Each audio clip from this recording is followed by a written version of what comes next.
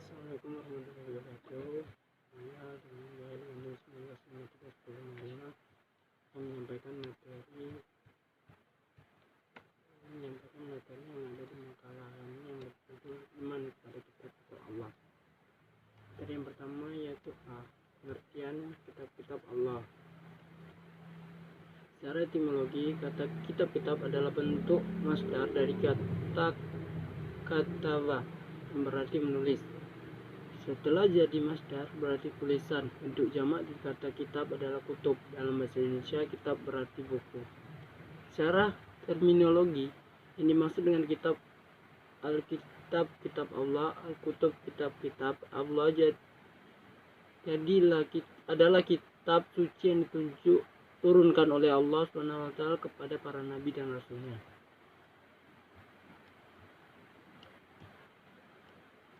Beriman kepada kitab-kitab Allah termasuk salah satu rukun iman, sebagaimana firman Allah SWT dalam surah An-Nisa ayat 136. Wahai orang-orang yang beriman, tetaplah beriman kepada kitab-kitab Allah dan Rasulnya Shallallahu Alaihi Wasallam, kepada kitabnya yang diturunkan kepada Rasulnya, yakni Al-Quran. Sebagaimana Allah juga memerintahkan agar kita beriman kepada kitab-kitabnya, Rasul-Rasulnya dan hari kemudian. Maka sesungguhnya orang itu telah sesat sejauh-jauhnya. Itulah penjelasan dari saya. Selanjutnya akan diberikan oleh teman saya. Bismillahirrahmanirrahim. Assalamualaikum warahmatullahi wabarakatuh. Perkenalkan, nama saya Amalia Serena, NIM 19531006. Saya akan menjelaskan materi selanjutnya, yaitu sikap perilaku beriman kepada Allah Subhanahu wa taala.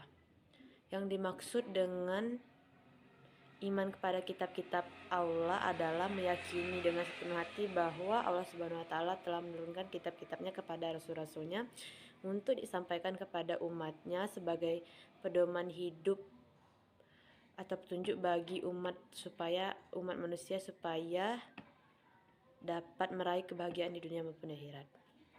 Kita wajib beriman bahwa setiap hukum yang telah disampaikan para rasul kepada umat manusia itu atas perintah yang mereka terima langsung atau dengan perantara malaikat.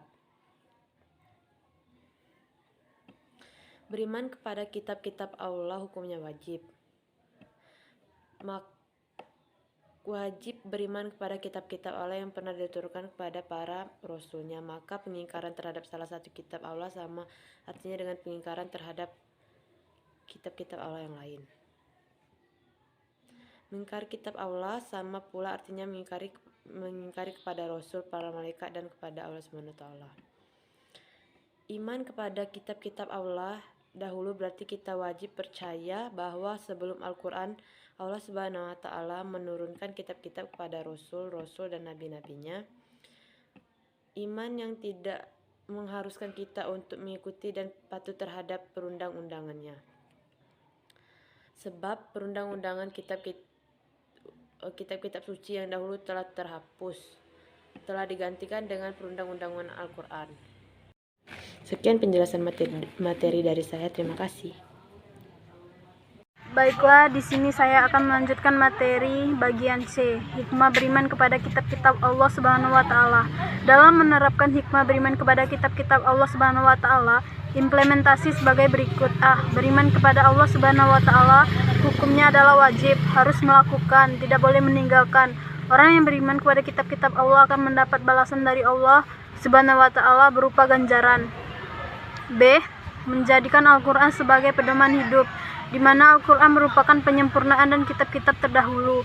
Orang-orang yang beriman kepada kitab-kitab Allah akan membuktikan keimanannya selalu sesuai dengan ajaran Allah Subhanahu wa taala, sehingga dalam hidupnya akan mendapat kebahagiaan dunia dan akhirat. C. Memberikan kemantapan dalam menjalani keislaman. Al-Quran adalah firman Allah Subhanahu wa taala dan mukjizat terbesar yang diberikan kepada Nabi Muhammad Sallallahu Alaihi Wasallam sebagai berikut kerasulannya dan sampai akhir zaman tetap terjaga kemurniannya. Itulah penyampaian materi dari saya.